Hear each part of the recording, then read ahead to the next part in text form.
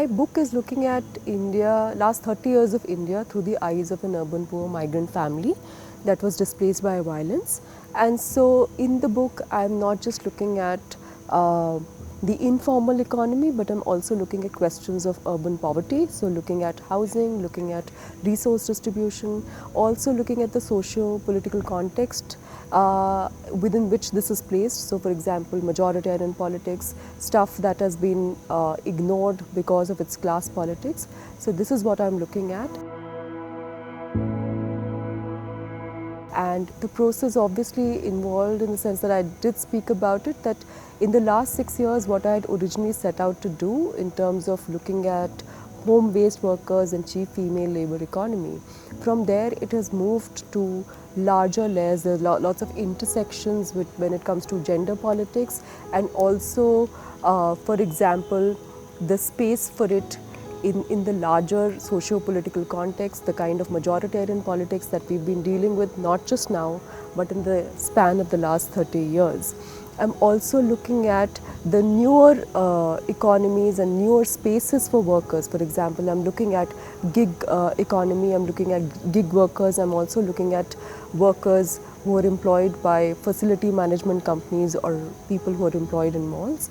And so through these various characters in the family, through these various people in the family, I'm looking at various sort of layers in an onion, and they have a lot of things that I didn't expect are coming, because a lot of times you do expect a linear sort of recounting of what has happened in the last 30 years, but when you start digging out those stories, they're not particularly in that order, and they're not really cut and dry blocks that can be pieced together easily.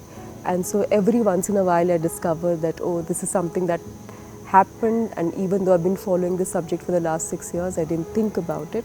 And so it obviously means going and revising what one had thought the idea is going to be. So it has evolved in these 6 years.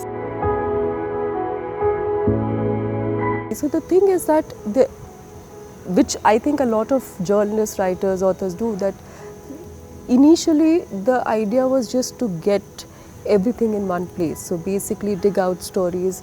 Also it depends a lot on the generosity of the people that you are trying to speak to and get their stories out. So of course it's dependent on that, on their availability. And once you collect all of it together, also do some research around it. And so for me that was a very difficult part, because obviously I had overloaded myself with information, and just to process it and to put it in neat sections was a huge challenge.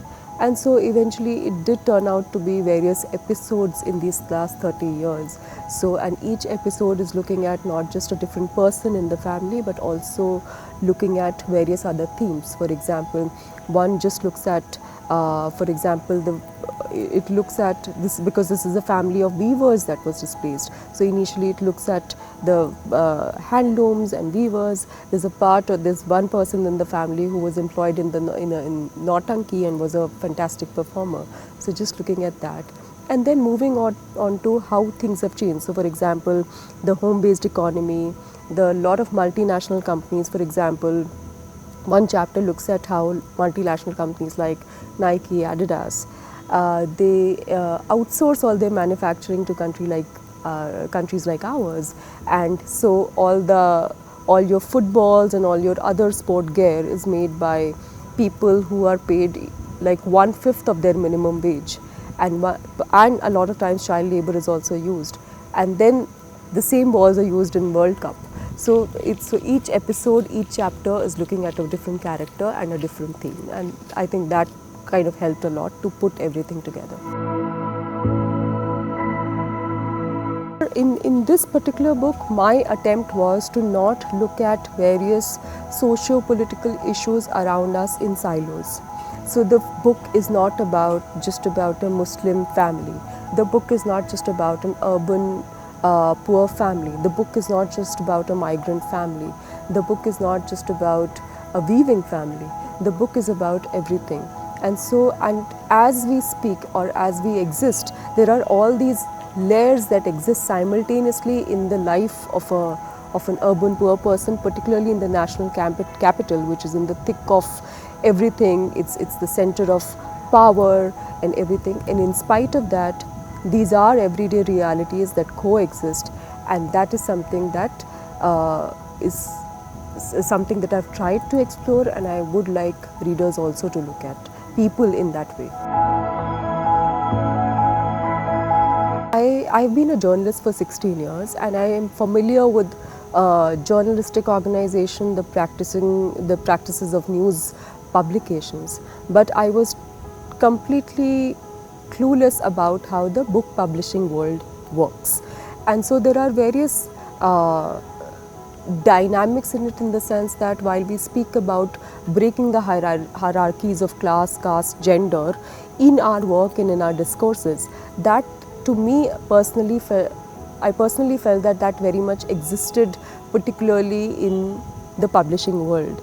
And so if you do not have contacts, and if you do not have the networks, or if you do not have the socializing skills, it is very difficult to navigate those territories.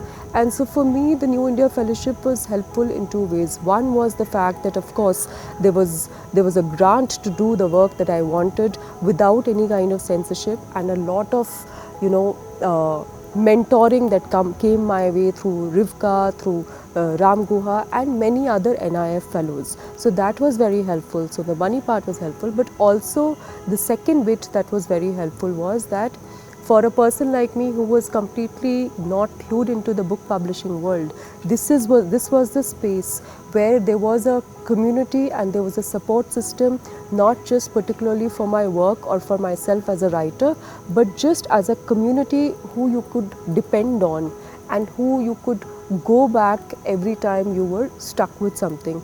And that is and I do feel that that is a very important intervention in breaking the kind of caste class hierarchies that we talk about when we talk about people who get to practice scholarship. And so that way New India Fellowship has opened the space for everyone to apply, and then if you get the fellowship, this is the space available, and then you don't need to do the kind of networking or socializing that is otherwise expected.